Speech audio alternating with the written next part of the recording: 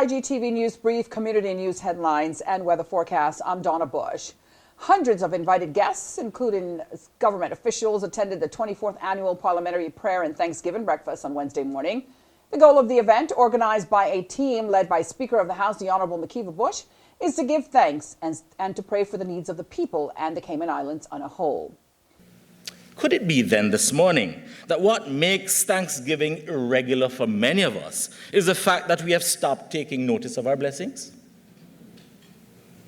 What with economic development and growth, those things can tend to do that to us, you see. When we have the kinds of advancement that we have enjoyed over the years, then we tend to stop recognizing the specialness of simplicity and the grandeur and profundity of our blessings. So this is what happens, you see. We trade in our sense of community that comes from the regular Sunday lunch and Sunday afternoon visits with family and friends and neighbors, and the telling of stories at night, trading them in for air conditioning and technology. So we trade in the resourcefulness that comes from necessity, and we give up wampers for designer wear. Pastors and members from various denominations attended the event where prayer was the focus.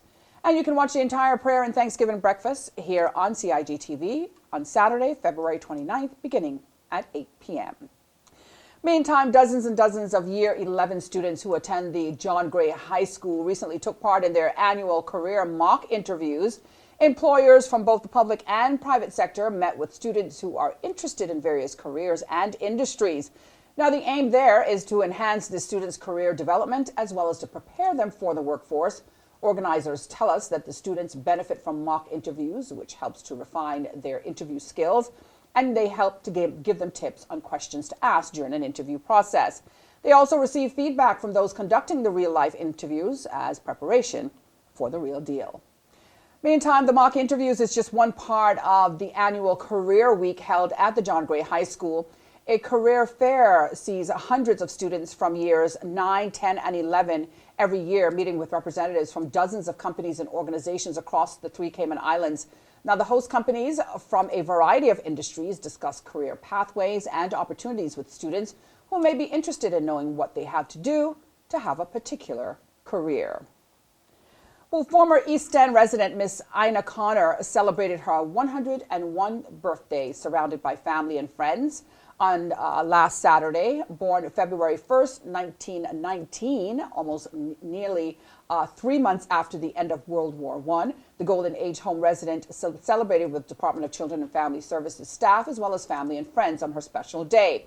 Now, the celebration was marked by several speeches. The Centurion was commended for being a nurturing, hardworking matriarch of her family. Chairman of the Cayman Islands Seafarers Association, Mr. Denison Tibbetts, spoke on behalf of his members, congratulating Miss Ina on her landmark birthday and wishing her many more years. He also told guests that she was the oldest member on their books. Of course, we wish Miss Ina a happy belated birthday. Now for a check on other community stories making Radio Cayman headlines today.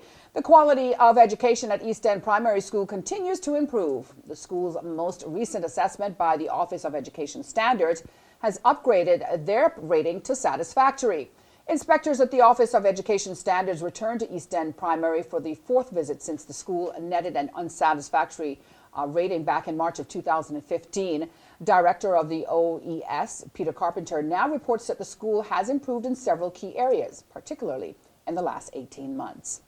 And of course, for more on this and other Radio Cayman stories, you can go online to radiocayman.gov.ky. Turning now to the forecast from the Cayman Islands National Weather Service. Moderate southeasterly winds and seas will continue across the Cayman area for the next 24 hours. It's all in association with a ridge of high pressure north of the Caribbean Sea. Radar images show isolated showers in and around the Cayman area moving west. Today's high temperature reached 86 degrees. The low was 75. Expected were partly cloudy skies with a 30% chance of showers, while winds were from the east to southeast at 10 to 15 knots and 5 to 10 knots tonight.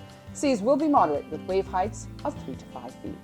Remember, you can go online to weather.gov.ky for the latest forecast or download the CINWS app. And that ends today's news brief here on CIG Television. If you missed it, you can go to the Cayman Islands Government Facebook page as well as the CIG Television YouTube channel. I'm Donna Bush. Have a great night.